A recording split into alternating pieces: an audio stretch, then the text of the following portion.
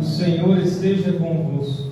Ele está no meio de nós. Proclamação do Evangelho de Jesus Cristo segundo João. Glória a vós, Senhor.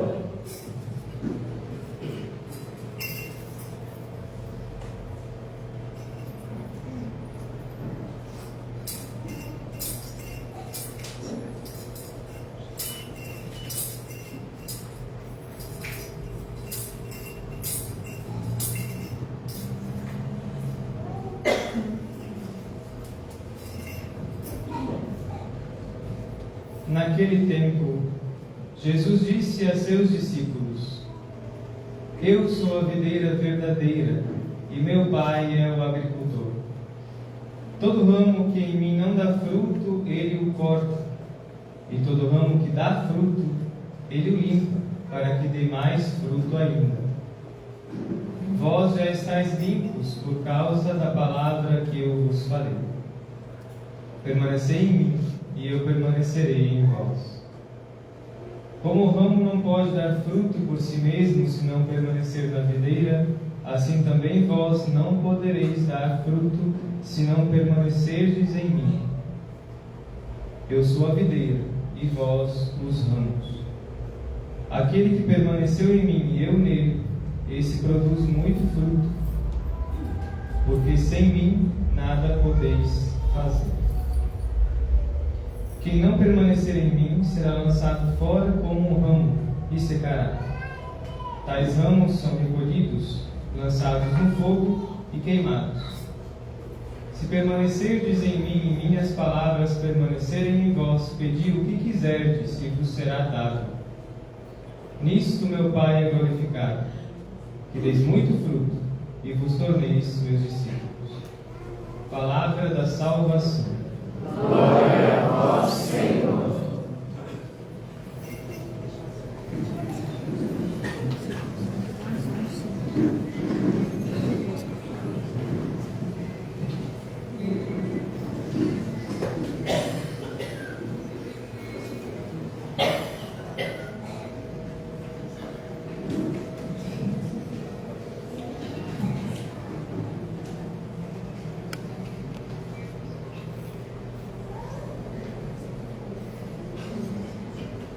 Ficai em mim e eu em vós edificar, diz o Senhor. Quem em mim permanece, esse dá muito fruto. Querido Diácono José, nossos seminaristas e fráteis aqui presentes, amados irmãos e irmãs em Cristo Jesus, essa comunidade celebra hoje o seu patrão, São João Evangelista.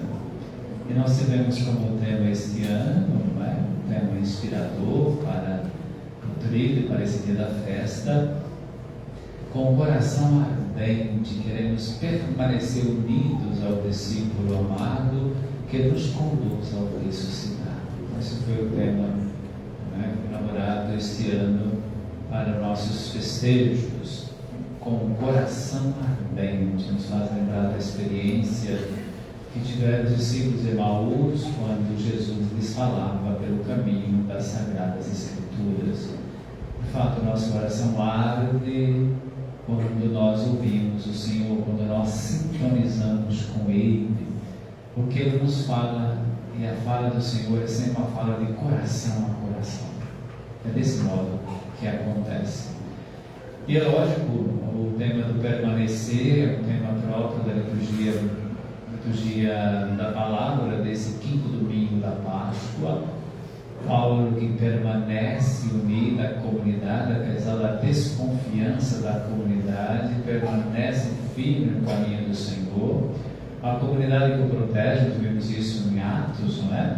A comunidade não fica indiferente às ameaças que ele recebe, porque queriam matá-lo, né? A comunidade leva para um local onde ele possa estar seguro. Mesmo havendo algumas desconfianças. Por que da desconfiança? Porque Paulo perseguia os cristãos. De repente começa a falar na sinagoga de Jesus Cristo. Aquela experiência dele no caminho de Damasco mudou radicalmente a vida de Paulo. O que era, aliás, era Saulo, né? Na experiência chama-se Paulo, é o pequeno. Na verdade, Paulo significa pequeno, é o pequeno, é humilde. Saulo, que vem aí no sentido mesmo daquele que leva a paz, né? Também está ligado à palavra Shalom, né? Saulo. Então ele se torna esse pequeno, mas um pequeno que levou adiante a missão a ele confiada e levou a missão especialmente às nações pagãs, né? O grande apóstolo das nações pagãs, o apóstolo Paulo. Então ele permanece, apesar das dificuldades, das desconfianças, das rejeições que ele teve, ele permanece no caminho do Senhor. Alguém que realmente se apaixonou pelo Senhor, que sentiu o coração arder também de paixão pelo Senhor. E ouvimos também na carta de João mais uma questão do permanecer, não é? Permanecer nos mandamentos do Senhor. É necessário permanecer nesses mandamentos, permanecer no seguimento ao Senhor também. João, na sua primeira carta, nos convida, como vimos na segunda leitura. E permanecer apesar de que às vezes nosso coração, nós temos às vezes um juiz implacável dentro de nós, não é? Muitos de nós temos isso diante dos nossos erros, das nossas falhas, das nossas quedas. Nós temos um juiz implacável dentro de nós, não é verdade? Que nos julga, que nos censura, nos condena, nos põe para baixo, enfim, destroça a gente. Temos, infelizmente, um juiz e damos às vezes muito ouvidos a esse juiz. Nem é tanto os juízes que temos por fora, porque também por fora tem muitos, né? Que nos olham e nos censura, mas às vezes o pior não é a censura externa, é a censura interna. E é o que a gente ouviu no texto hoje, né? Se o nosso coração nos condena, né, que é esse juiz interno que temos, Deus é maior que o nosso coração. Olha que notícia bonita, entende? Deus é maior que o nosso coração. Ele não nos censura, Ele nos acolhe em sua misericórdia e no seu amor, não para manter a gente em nossas falhas e erros, mas para dar uma nova direção, abrir possibilidades de futuro para a nossa vida. Eu me lembro do Papa Francisco falando a respeito da confissão, não é? A gente às vezes não quer confessar, não querer confessar é não querer se abrir ao futuro, a uma esperança, a uma nova possibilidade, a uma nova chance. É querer continuar preso no passado, um passado que vai muitas vezes nos destruindo, como eu falei, nos destroçando mesmo por dentro. Então, se o nosso coração nos condena, Deus é maior que o nosso coração, pois Ele conhece todas as coisas. Ele nos entende. Se às vezes as pessoas não nos entendem, ou até nós mesmos não nos entendemos, Deus nos entende, Deus compreende cada um de nós. Então, além de tudo mais que Ele convida, no início da sua carta, no início do texto de hoje, melhor dizendo, que Ele nos convida dizendo assim: filhinhos, não amemos só com palavras e de boca, mas com ações e de verdade. O amor não pode ser palavras, por mais bonitas que sejam algumas palavras referentes ao amor, mas o amor sempre se traduz, de forma muito concreta, muito real, para as questões do nosso dia a dia, para a nossa vivência. Ali se traduz o amor. O amor não são palavras, são gestos, atitudes. E atitudes não só com os outros, mas também conosco. Daí ele continua falando do nosso coração, da nossa integridade. O coração no sentido bíblico não é apenas, como a gente fala, que é o lugar dos sentimentos, não é? O coração no sentido bíblico, estão aqui os práticos do diácono para me acelerar quanto a isso, é o lugar das decisões, não é? Daquilo que a gente toma decisão para a vida, o lugar da direção, da orientação. É muito mais que sentimentos, envolve a razão também, né? Envolve o empenho na nossa vida, nas mais diversas situações da existência. Então, claro, para a nossa cultura, o coração está ligado mais à dimensão sentimental, aos sentimentos, mas no sentido bíblico, é muito mais profundo quando se fala de coração. Não é? E o permanecer também presente no Evangelho de hoje, quando Jesus diz que Ele é a videira verdadeira e nós somos os ramos. E é preciso estar ligado ao tronco. Quem está separado não tem chance, não tem como sobreviver. O ramo não sobrevive separado da videira. É uma coisa tão óbvia, mas nem sempre a gente entende. E, aliás, o óbvio tem que ser dito também, na verdade. não é? Então, permanecer, o tema permanecer é um tema presente também nessa liturgia, e por isso o tema da nossa festa nos convida a isso, a permanecer junto a Jesus, permanecer junto a João, que nós dizemos que ele é o discípulo amado, para de fato fazer uma experiência com o ressuscitado, como ele também fez a sua experiência com o ressuscitado. E eu vos convido também, irmãos e irmãs, a que nós possamos permanecer firmes na palavra. A palavra, como diz Jesus, que é a palavra que nos purifica, é a palavra que deve permear, perpassar a nossa vida, a nossa existência. Essa palavra vai nos orientando. E é necessário que a gente conheça mais a palavra de Deus. O Evangelho de Jesus, para usar uma reflexão aqui do Padre José Antônio Pagola, o Evangelho de Jesus é o instrumento pastoral mais importante e eu diria mais potente para renovar a igreja hoje. O Evangelho. Nós precisamos conhecer mais o Evangelho. Muitos bons cristãos em nossas comunidades conhecem apenas os evangelhos de segunda mão, ou seja, daquilo que ouviu da pregação, dos catequistas, às vezes do pai, da mãe, do vô e da avó, mas não foi direto à fonte, não bebeu da fonte. Então nós somos convidados nesse dia festivo, celebrando o 5º domingo da Páscoa, convidados a beber na fonte do Evangelho. É necessário, irmãos e irmãs. Então, de acordo com o relato do Evangelho de João, na véspera da morte de Jesus, ele revela aos discípulos seu desejo mais profundo, porque o contexto é de despedida. Jesus está reunido com os discípulos na ceia. Estamos no capítulo 15, no início do capítulo 15, de 1 a 8, que foi proclamado no diácono. E estamos então nesse clima de despedida, de desconcerto também entre os discípulos. E o convite mais profundo, o desejo mais profundo de Jesus é: permanecer em mim. Permanecer no Senhor é fundamental. Por que permanecer no Senhor? Porque Ele conhece a covardia e a mediocridade deles. E desculpa estender isso, eu incluo aqui, Ele também conhece a minha covardia e a minha mediocridade. Ele também conhece a nossa covardia e a nossa mediocridade. Por isso Ele nos convida a permanecer nele. Porque sem mim nada podeis fazer. Sem Ele não daremos fruto. A nossa fragilidade vai tomar conta de nós. Muitas vezes esses foram repreendidos por sua falta de fé, não é verdade? Jesus chamou a atenção dos discípulos, lembra do episódio de Pedro, né? Por que duvidaste? Lembra ele caminhando sobre as águas, de repente começa a afundar? Você lembra dessa passagem? Tantas vezes Jesus chamou a atenção deles, chama a atenção nossa, pela nossa falta de fé, pela nossa fraqueza da fé. Se não permanecerem vitalmente unidos a Ele, não poderão sobreviver realmente. Se a gente não estiver vitalmente ligado, tendo um contato vital com Jesus, a gente não tem como sobreviver, nem tem como realmente permanecer.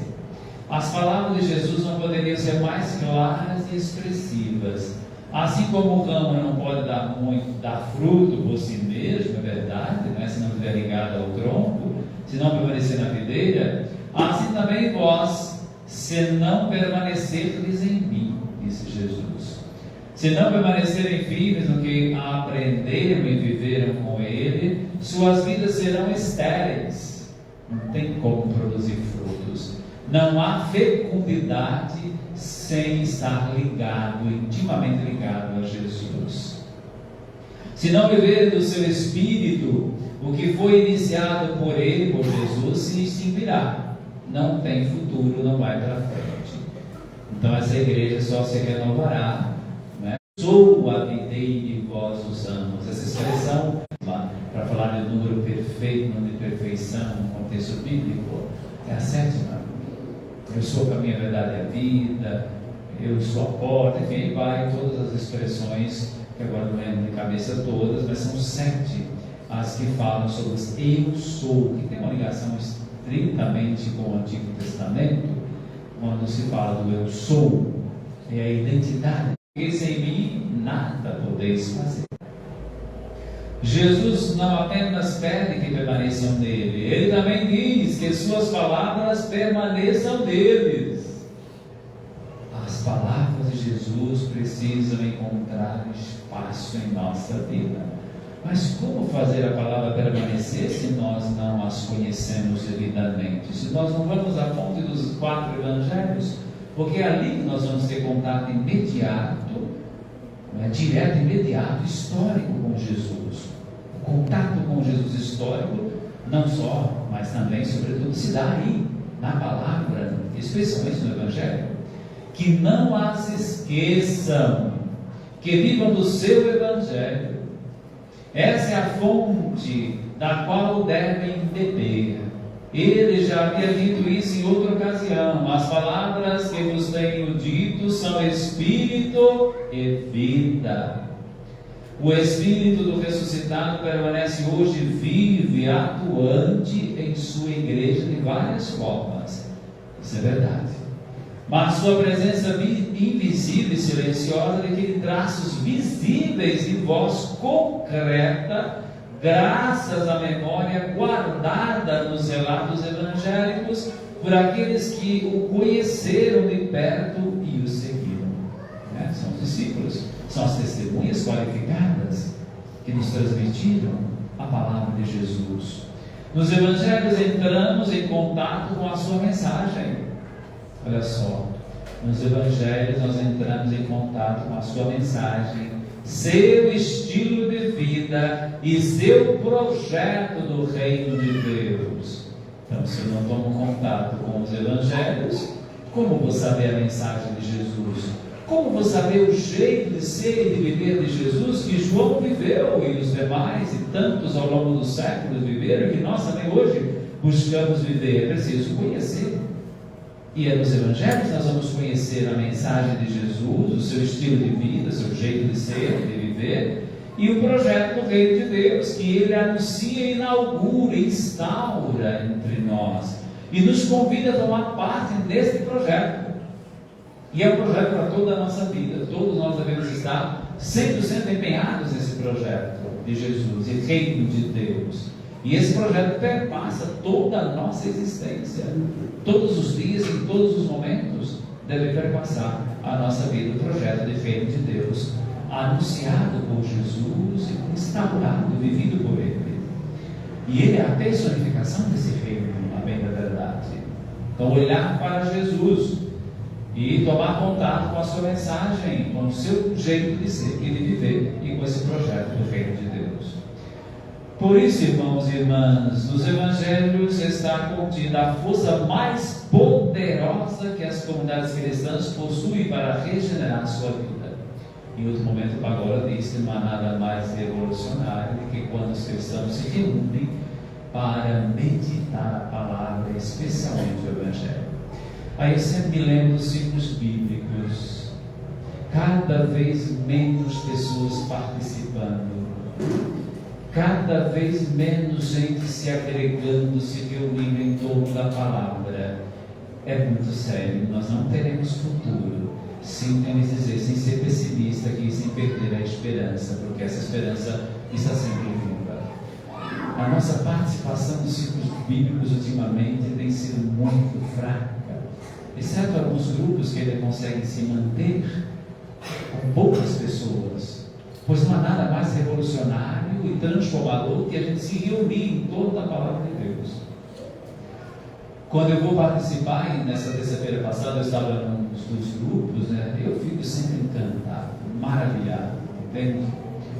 Quando nós realmente estamos, nós éramos muitos, chegamos em 5, mais a família, participamos do ciclo bíblico, mas é algo assim, para mim, confortador. Ver aquilo, por mais que não seja multidões, que se reúnem nas casas, como se reuniam quando Jesus aparecia, que não tinha nem como entrar, que é preciso arrombar o teto lá para poder entrar alguém, nós precisamos retomar isso, tá certo? certo? Ou ficava entrando e saindo pessoas que eles não tinham nem como comer, tempo para comer, porque a palavra tinha que ser anunciada. Jesus precisava proclamar a boa nova do Pai. Então hoje nós poderíamos fazer isso em nossas casas, em nossas comunidades, nos reunirmos. Mas cadê? A gente rejeita. Muitas vezes é difícil encontrar casas, pasmem. É difícil encontrar famílias, casas que acolham hoje o ciclo bíblico. Nós estamos nesse ponto. Me diga que futuro nós teremos se nós rejeitamos a palavra de Deus, rejeitamos estar em torno a ela e meditar essa palavra, alimentar a nossa vida. Como ela está ausente, outras coisas têm ocupado, e ocupado drasticamente as nossas famílias e as nossas vidas. Enfim, eu, quando vejo agora falando disso, lembro com muito afeto, porque amo os ciclos bíblicos, e, como eu disse, aí está, nos pequenos grupos, o futuro desta Igreja de Jesus Cristo. A energia de que necessitamos para recuperar nossa identidade como seguidores de Jesus está exatamente na palavra. O Evangelho de Jesus é o instrumento pastoral, como já falei inicialmente, mais importante para renovar hoje a Igreja. E aí é uma briga, desculpe dizer assim, na catequese, nos encontros da catequese. Que dificuldade de fazer com que um catequizando traga uma Bíblia. Já melhorou muito. Nas celebrações que tem com eles, gente, cadê a Bíblia? Onde está a Bíblia? Nas reuniões de pastorais, nossos movimentos, gente, cadê a Bíblia? Nós saímos em casa, vamos para os nossos encontros, reuniões, assim por diante, não levamos a Bíblia. Isso não pode acontecer. Catequese sem Bíblia. Hoje eu falava isso, inclusive, lá na Fundação Geral do Evangelho. Catequese sem Bíblia é doutrinação, não pode ser catequese. Porque o livro da catequese é a palavra de Deus, é a Bíblia. Nós não podemos esquecer da palavra de Deus. Como diz o Padre Zezinho, cuida bem da palavra. Cuidar da palavra é cuidar de nós mesmos. E é cuidar desta igreja, que é a igreja de Jesus Cristo. Mas sem palavra, não tem igreja de Jesus Cristo. Precisamos da palavra. Então, esse é o instrumento mais poderoso, potente, que temos em mãos. E aí, nós não podemos descuidar desta palavra. Muitos bons cristãos em nossas comunidades conhecem apenas os evangelhos de segunda mão. Tudo o que sabem de Jesus e de sua mensagem provém do que puderam reconstruir a partir das palavras dos pregadores. E catequistas vivem sua fé sem ter um contato pessoal com as palavras de Jesus. Eu celebrei a refeição fraterna com os catequizantes de Crisma e sempre me encanto quando acontece isso. Um dos jovens falou, na hora da recordação da vida, da experiência que ele teve com a palavra de Deus, um momento difícil da vida dele, como isso transformou a vida dele. É um adolescente, um jovem, estão aí para fazer a crise esse ano, e foi o que mais participou do encontro.